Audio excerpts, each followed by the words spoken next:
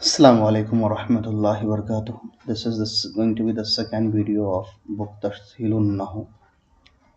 In this lesson, in section 1.4, we are going to learn about Al-Jumalu wal-Murakkabat, sentences and phrases.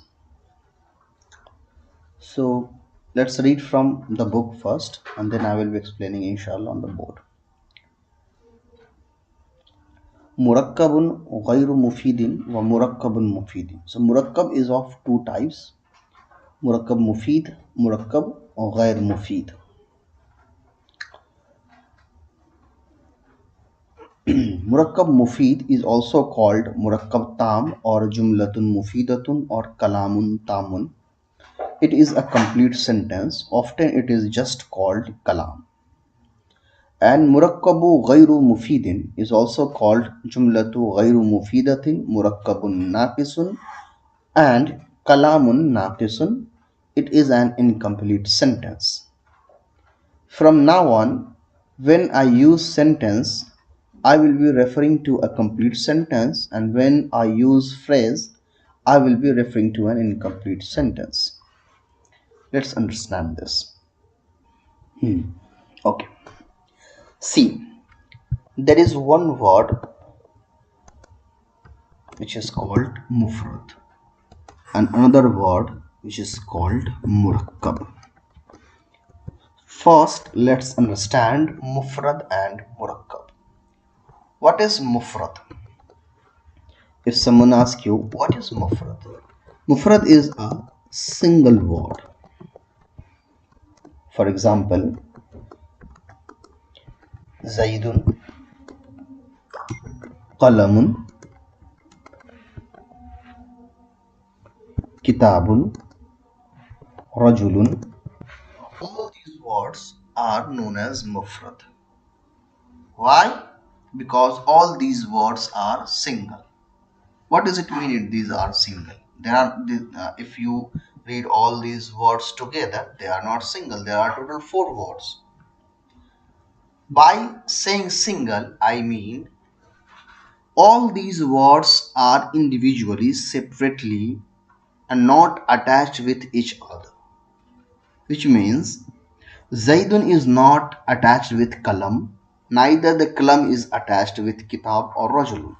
So all in these 4 words, they are not interconnected or attached or related to any other words by any mean. These all words represent their own individual meaning. So any single word is called mufrad. Okay? And the opposite of mufrad is murakkab. What is murakkab? A group of words joined together to create required meaning. What is murakkab? Murakkab, when a group of words attached with each other, related to each other by any mean, to give us our required meaning. For example, if I'm saying Qalamu Zaidin, or I'm saying Zaidun Nasara, or I'm saying Rajulun Hasanun. I have given you 3 examples here. One is Qalamu Zaidin. In Qalamu Zaidin, this pen, Qalam, is somehow related with this Zad. So here, Qalam and Zad, they both are individual single word. But now, they both are related to each other. So here, they are known as murakkab. When we are writing Qalam and Zad separately, those 2 words known as mufrad. But when we join or relate these two words together, like kalam with Zaid or Zaid with kalam, vice versa, now here this kalamu Zaidin is known as murakkab. The same goes with the Zaidun Nasara or Rajulun Hasanun. In the second example, Zaidun is attached with Nasara, and in third example, Rajulun attached with Hasanun. Understood? So now I hope you understood well what is Mufrad and Murakkab. Now let's go to the next part of our Mufrad Murakkab topic. Murakkab. Murakkab are of two types. One is called Murakkab Tam. Another one is called Murakkab Naqis. Murakkab Tam and Murakkab Naqis. Murakkab Tam is sometimes known as Murakkab Mufid, sometimes known as Jumalun Tamun or Kalamun Tamun. All these words represent the same thing. They have a different terms or meaning words to speak, but they all gives us a same concept, a same meaning. So either you say jumla tam or kalamun tam or murakkab mufid or murakkab tam. These all words are just same and gives a single meaning. So what is murakkab tam or murakkab mufid or kalam, whatever, by whatever name you want to remember it. So murakkab tam is actually a complete sentence.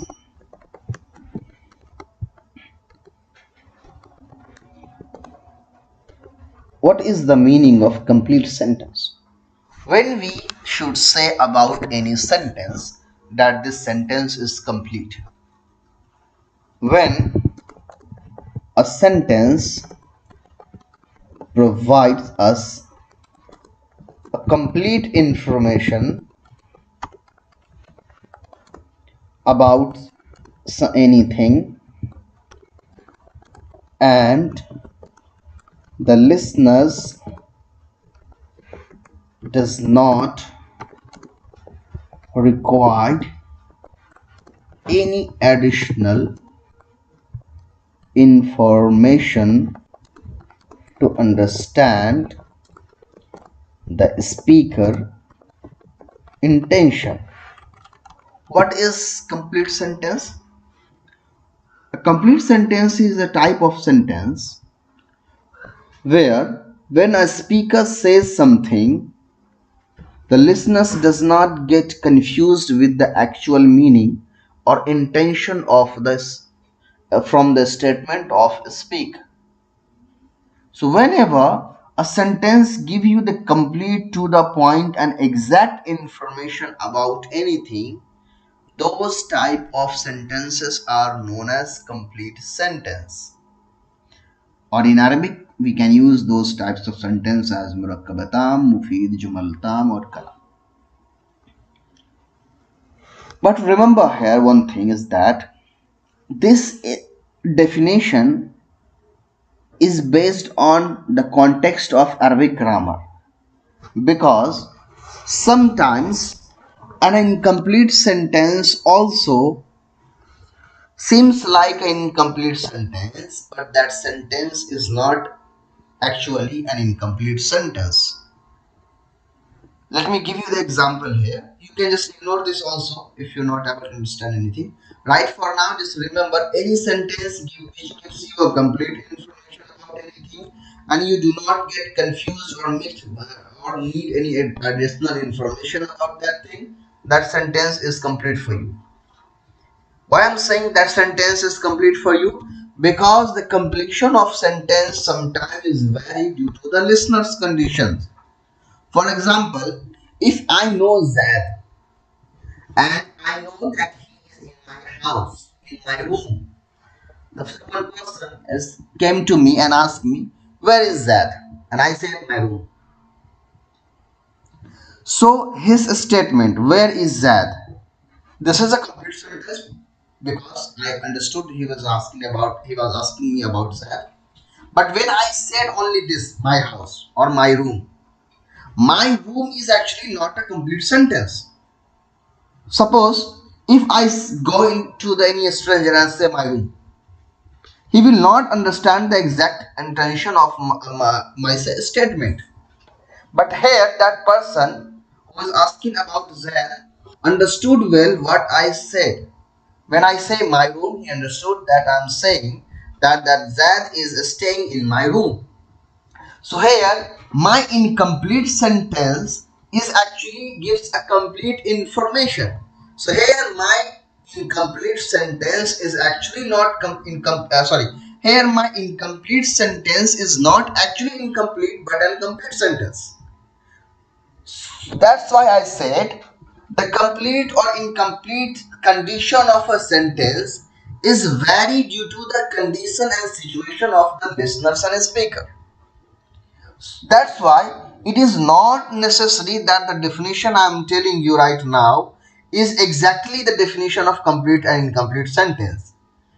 For understanding the complete and incomplete sentence deeply, just remember whenever Arabic grammar follow a certain rules to give you a meaning or a translation, that sentence is actually complete sentence. And when any sentence have the rules and conditions of an incomplete sentence, that sentence is incomplete sentence as the grammatical rule. For understanding, we can say a complete sentence which gives you a complete information, incomplete sentence which does not give you a complete information. So I try to explain the complete and incomplete sentence in all way.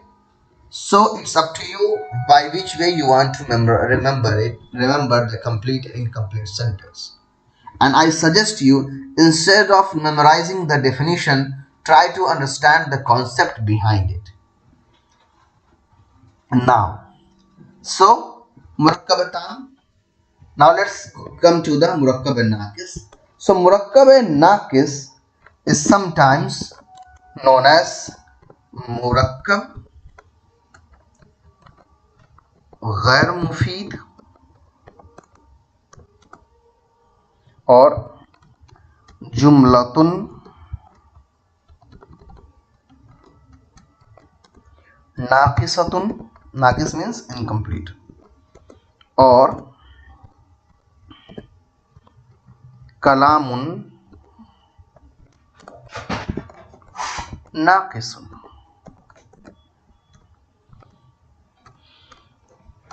Now, what is the definition of incomplete murakkab and naqis? A sentence which does not provide us an complete information.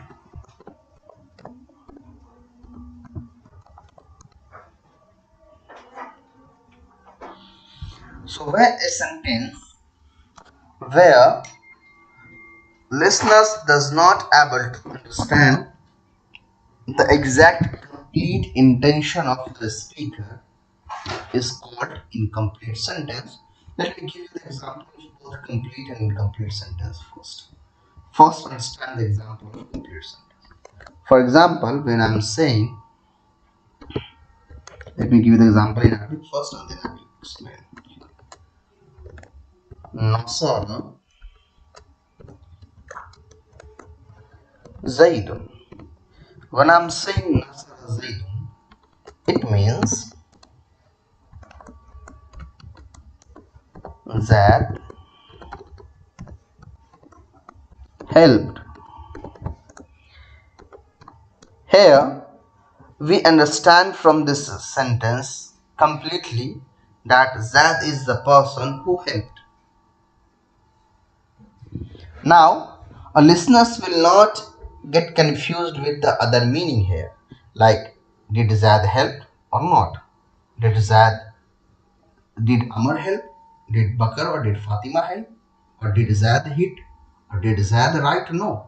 The complete information is given here. Zad is the person who helped, not Umar, not Fatima, and he did the work helping, not writing or hitting someone. Now let's have the example of incomplete sentence. So the example of incomplete sentence, let me first write this in Arabic. I'm saying Qalamu Zaydin. When I'm saying Qalamu Zaydin, the translation of Qalamu Zaydin is pen of Zad or Zad's pen. C. Pen of Zad or Zad's pen. It does give us the information that that the pen belongs to Zad. But this does not give the complete information. Why?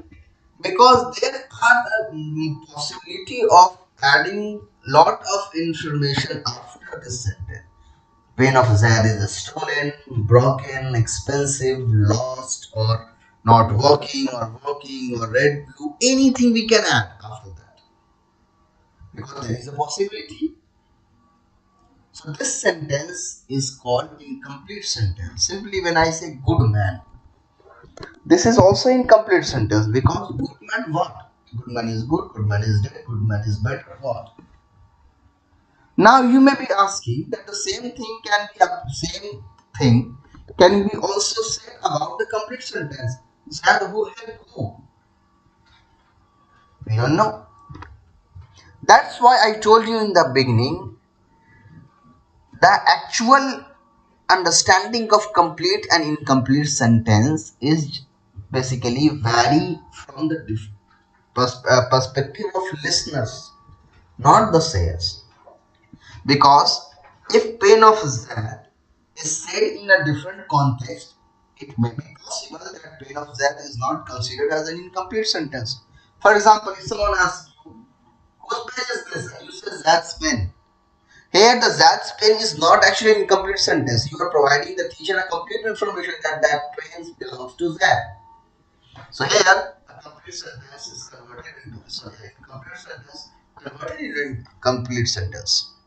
That's why I told you in the beginning that the completion or incomplete of sentence are totally depend on the listeners and the situation in which that conversation took place.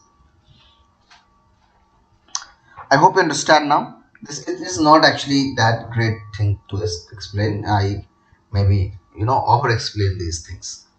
For now on, you can simply remember complete sentence which give you a complete meaning, incomplete sentence which give you incomplete information, and that can be varied from different perspectives.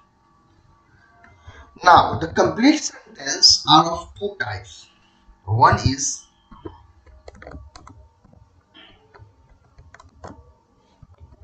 jumlatun khabariyatun, and another one is jumlatun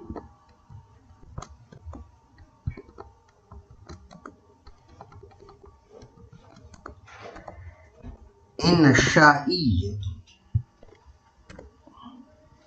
Jumlatun khabariyatun, jumlatun insha'iyatun. And incomplete sentences are also multiple types. Let me give you just two types which is most commonly used and famous. One is murakkab izafi and another one is murakkab tawsifi. First, let's understand what is jumlatun khabariyatun first from the book, and then I will explain this inshallah. So let's go back to the book.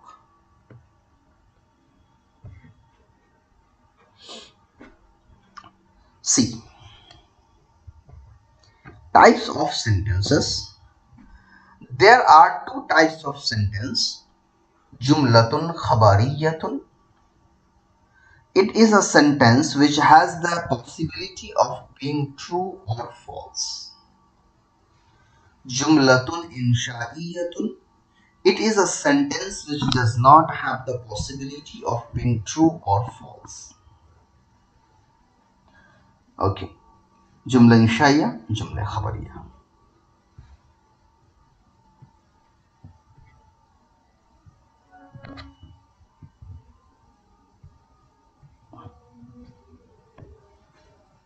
One minute.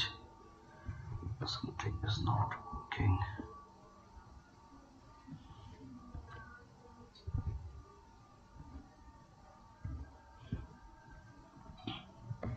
Now, jumlatun khabariyatun, jumlatun insha'iyatun. What's the definition written for jumla is khabariyya? Sentence have possibility of being true or false.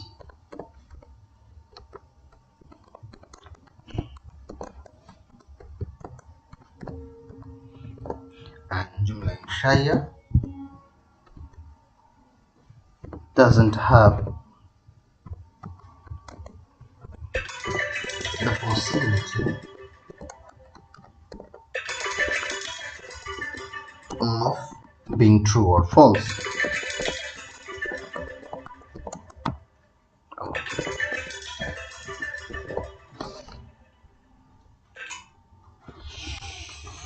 Okay, what does it mean being true or false, not true or false? See, jumla khabariya means informative sentence. Complete sentence can be divided into two parts. One is jumla khabariya, which is informative sentence, and one is jumla insha'iyya. The exact meaning of jumla insha'iyya is not clear, so we can just right now we can say a sentence which is not informative. It is a complete sentence but not an informative sentence, because jumla insha'iyya have up to 10 to 14 types. So that's why I'm not going to explain jumla insha'iyya right now. What is the meaning of being true or false?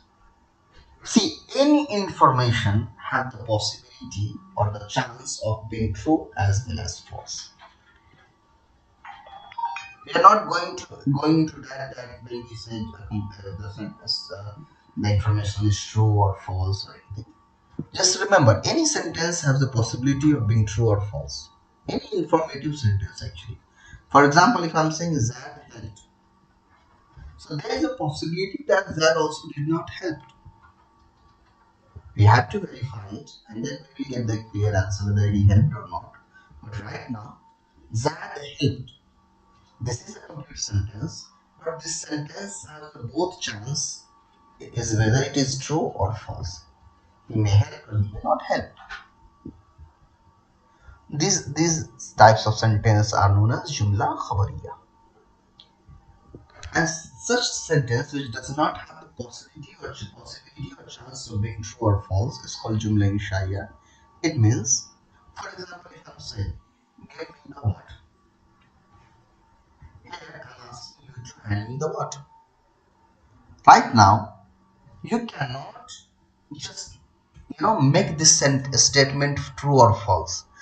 It is possible that you may deny my request or you may fulfill my request, but you cannot make my statement true that I did not say that. For example, if I say just give me the water and you say no, you did not ask for the water, you can deny it, but you cannot just make this statement wrong that I did not ask you for the water, like I did not say that water has been not asked from you. No, that's wrong. My command can be denied or fulfilled, but it cannot be converted into being that it is wrong or right. It is true or false. Why? Because I'm not giving you the information. I'm giving you the command.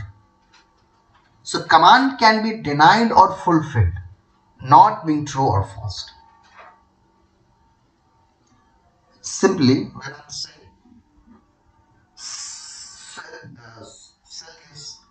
pen for 5 rupees. Here, I am asking you to sell this pen for 5 rupees. You can either say or deny my request, but you cannot just make my statement false or true that I said or I didn't say. There is a possibility that I said this, or there is a possibility that I did not say this. Yes, if you are asking a third person about my statement, there you are giving the information, so that's why you can say that whether I asked for you the pen or not. But when I am talking to you and I am giving you a command to sell this or not, then you can deny it or fulfill it, but you cannot, just make this true or false. So these types of sentence comes under the category of jumle inshaiya, where these sentences are a complete sentence, but these sentences are not as informative. They do not provide you the information. Either they give you a command, or they give you a command to do something, or give you a command to not do something, or whether it is a prayer or anything. For example, if I'm saying, oh Allah, give me good health or good knowledge or give me paradise, here I'm not informing Allah subhanahu wa ta'ala. I am requesting. I'm seeking his help to enter in paradise. So he can accept, inshallah he will, or he can deny al-i'azubillah. But this sentence cannot be just made or converted into true or false, because this is not information. So that's why that is the difference of jumla inshaiya and jumla khabariya. Again, jumla khabariya are of two types.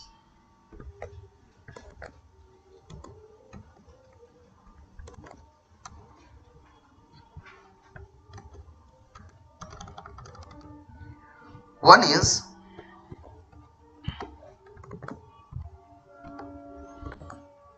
jumla ismiya and another one is jumla failiya.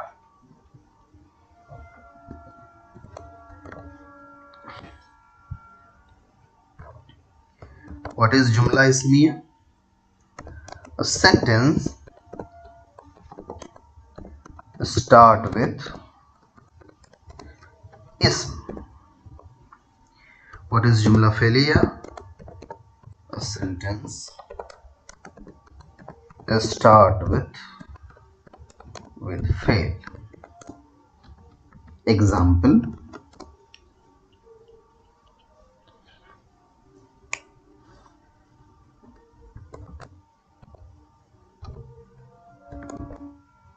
Zaidun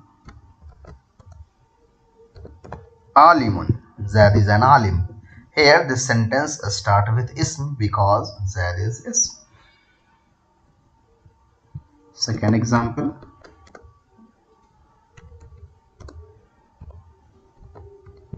Lam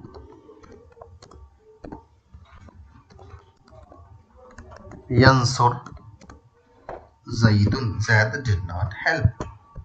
Here lam yansur is a fail. This sentence start with fail, so this is jumla failure. Actually, jumla inshaiya also have the same type, jumla ismiya and jumla failure, but we do not consider jumla ismiya and jumla failure as a type of jumla inshaiya. Why?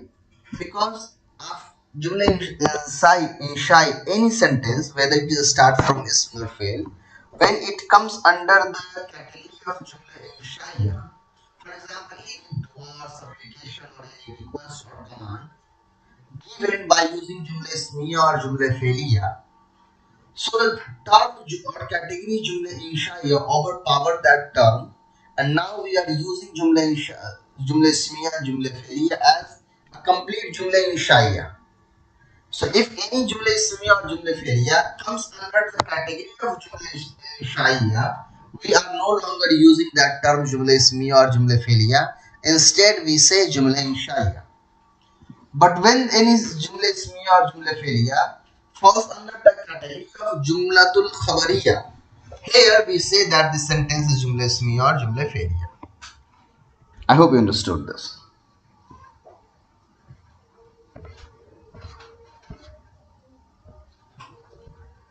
Okay.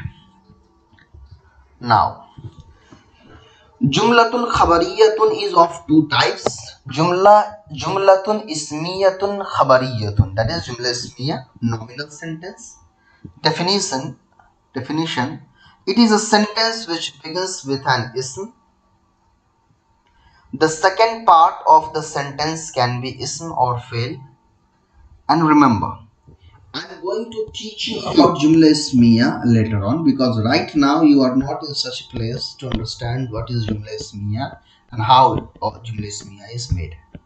If you are just a beginner and starting this book as your first book of Arabic grammar, then you are not capable of understanding this right now. Even I explain you clearly, you will not be able to understand the complete detail of Jumla Ismiya. So right now I'm only going to read these things, but I'm going to skip Jumla Ismiya right now, as well as Jumla Filiya also. We will be coming back later on this page 25 to explain what is Jumla Ismiya. Right now we are skipping it. So I'm going to skip Jumla Ismiya. The same goes with the Jumla Filiya. I'm also going to skip Jumla Filiya. Now when I'm going to skip Jumla Ismiya and Jumla Filiya, same goes with the exercises also. Not going to solve right now. Types of Jumla Inshaiya. For Jumla Inshaiya, I'm not going to explain right now. I'm not going to tell you the exercise. Let's come to the Assalam-o-Alaikum. Types of incomplete sentence. In types of incomplete sentence, I told you there are two types of incomplete sentence. One is Murakkab Izafi and another one is Murakkab Tawsifi. So let's learn about Murakkab Izafi first and then Tawsifi. Here in your book, Murakkab Tawsifi is written first, but I'm going to skip this right now, because for understanding the Murakkab Tawsifi, we have to go through a few other chapters also. So let's skip this section 1.43 first part and go to the second one, Al-Murakkab Izafi. So right now we are going to learn about Murakkab Izafi, and we'll explain you everything related with Murakkab Izafi inshallah ta'ala. See, Al-Murakkab Izafi, the possessive phrase.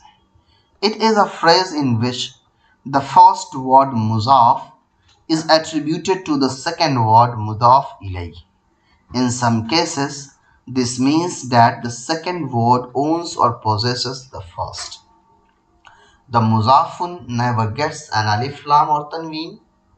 The mudaf ilay is always majroor, like kitabu zaydin. Kitabu is muzaf, zaydin is muzaf ilay.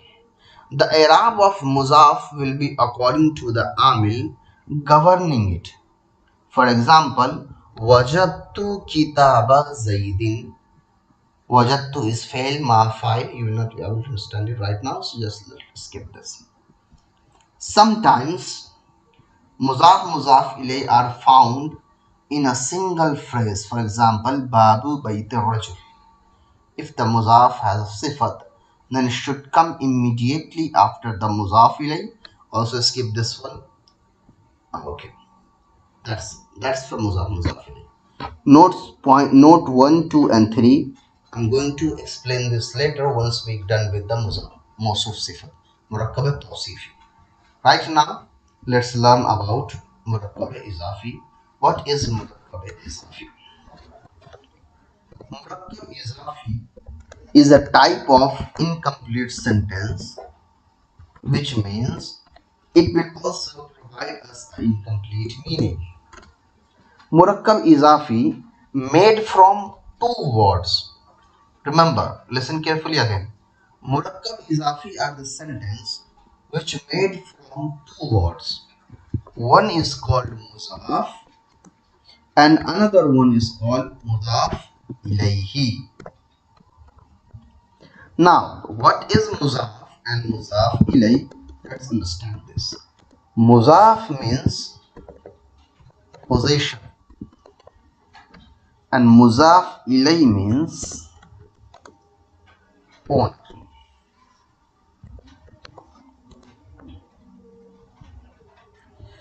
In anything which is owned by muzaf ilayhi, owner, is possession and it is called muzaf. This is not actually the exact meaning of muzaf and muzaf ilayhi, but for now let's make this easy and remember like this. Anything which is owned by owner is muzaf and that owner is known as muzaf ilayhi. For example, if I am saying car of Z, here the car is owned by Z, so car is muzaf and Z is muzaf ilayhi. Now, if this thing is written in Arabic, how one can know which one is muzaf and which one is muzaf ilayhi?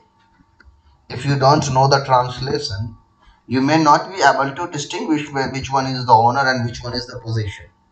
So for that, we are going to learn about the few rules of muzaf and muzaf ilayhi. Rule number 1. In Arabic, muzaf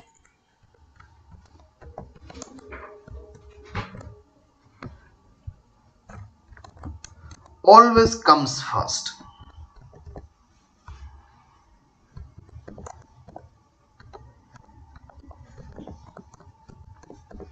Generally, muzaf always comes first, but this is not a fixed rule. There are some exceptions too, but we will be learning later in the advanced Arabic, inshallah.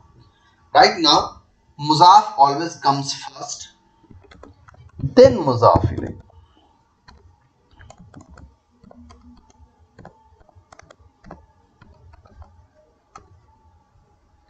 Rule number 2. Muzaf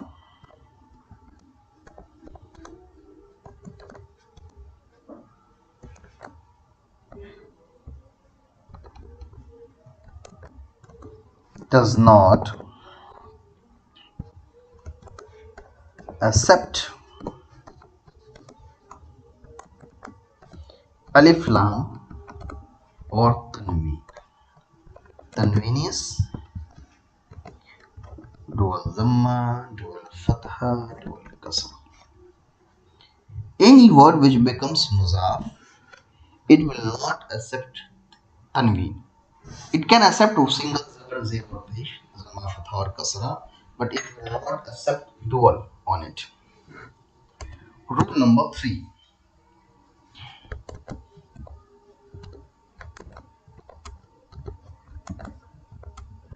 Muzaf ilayhi will always have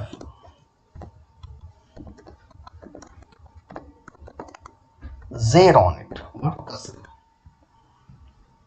Now I'm going to write an Arabic word of muzaf, muzaf ilayhi, and by applying both these rules, you will be easily able to distinguish the muzaf, muzaf ilayhi, even though you don't know the translation.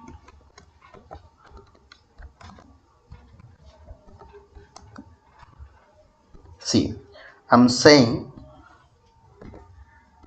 sayyaratu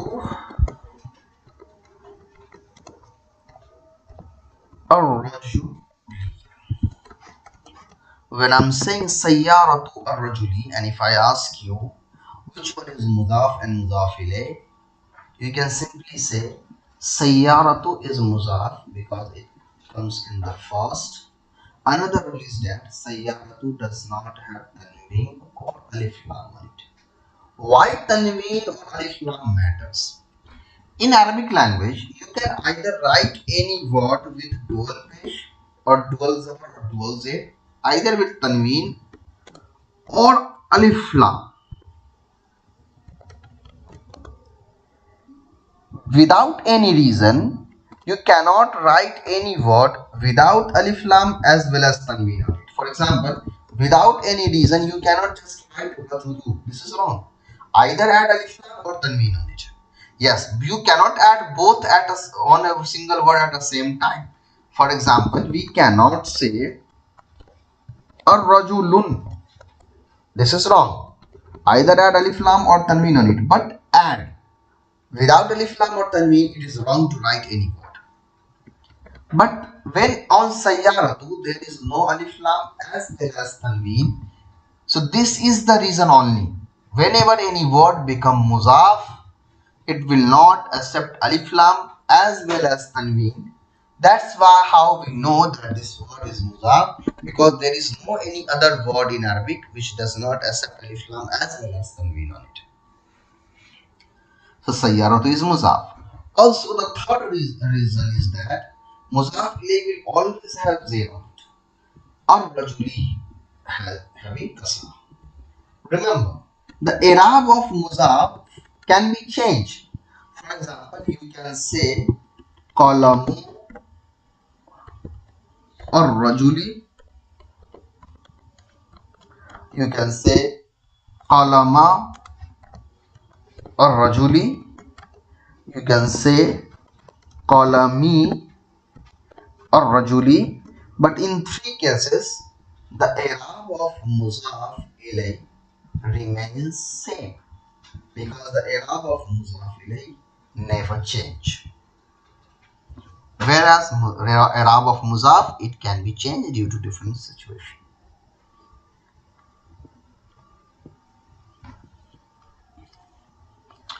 Also, let me give you another example with tanween, because muzaf ilay can also have tanween on it. Same example, you can say qalamu rajulin. There is nothing wrong with that. So these are the rules of mudaf and mudaf ilay. I hope you understand the second type of incomplete sentence, that is murakkabe idafi. We have completed murakkabe idafi today. For murakkabe tawsifi, we have to go through three different topics. One is wahid, tasniya jama, muzakkar muannas, marifa nakira. Only after knowing these three chapters, we will be able to understand murakkabe tawsifi. So first, in the next lesson, I'm going to explain you these three, and then I will be explaining murakkabe tawsifi inshallah. Assalamu-Alaikum.